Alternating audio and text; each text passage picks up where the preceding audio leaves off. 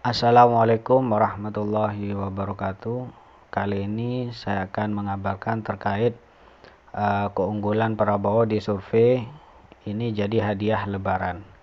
Ketua Umum Gerindra Prabowo Subianto tercatat berada di puncak sejumlah survei elektabilitas Capres usai heboh isu gagalnya RI jadi tuan rumah Piala Dunia U20. Gerindra mensyukuri hal tersebut. Kita ucapkan Alhamdulillah, kita mensyukuri keunggulan Pak Prabowo di berbagai survei. Mudah-mudahan dengan bersyukur Pak Prabowo unggul di survei tahun ini. Nikmat keunggulan akan ditambah jadi nikmat kemenangan Pak Prabowo di Lebaran tahun depan, kata Andre kepada wartawan pada hari Jumat 21 bulan 4 2023. Andre bersyukur Prabowo sudah unggul atas dua rival terdekatnya, Ganjar dan Anies, sejak Maret 2023. Dia mengatakan keunggulan Prabowo ini tak terlepas dari kerja keras seluruh elemen partai dan juga endorsement dari Jokowi. Ini menunjukkan bahwa hasil evaluasi pimpinan Gerindra berjalan dengan baik. Pak Prabowo juga sudah berkeliling menyapa masyarakat.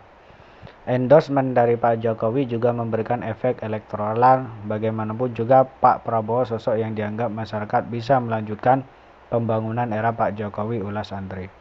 Andre mengungkit sejumlah hasil survei persepsi publik yang menempatkan Prabowo sebagai menteri terbaik di kabinet Jokowi. Menurut dia, hasil-hasil survei itu menunjukkan penilaian positif publik terhadap kinerja Prabowo menjalankan visi Jokowi. Jadi wajar Pak Jokowi percaya Pak Prabowo bisa melanjutkan program-program beliau, ujar Andre. Seperti diketahui, Prabowo ada di posisi puncak sejumlah survei elektabilitas Capres, meninggalkan Ganjar Pranowo dan Anies Baswedan. Elektabilitas Prabowo naik pasca kehebohan batalnya Indonesia menjadi tuan rumah Piala Dunia U20.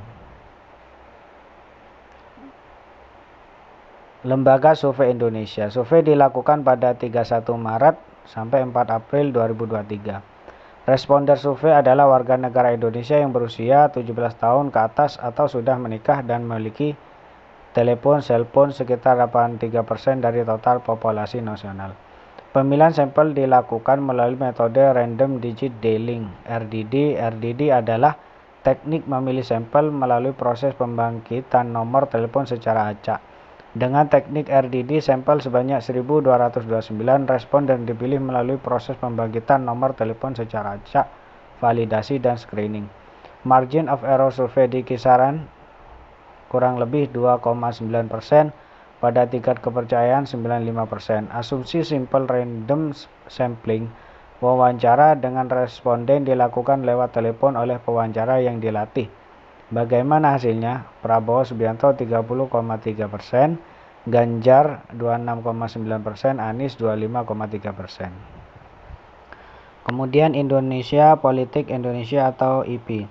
Survei ini digelar pada 8 hingga 13 April 2023 terhadap 1.221 responden. Survei dilakukan dengan cara wawancara via telepon. Pemilihan sampel dilakukan dengan metode Random Digital Dialing atau RDD. Adapun margin of error survei kurang lebih 2,9% dengan tingkat kepercayaan 95%. Indikator Politik Indonesia melalui survei dengan pernyataan tertutup dengan menyodorkan 19 nama. Hasilnya nama Prabowo Subianto paling atas, diikuti Ganjar dan Anies.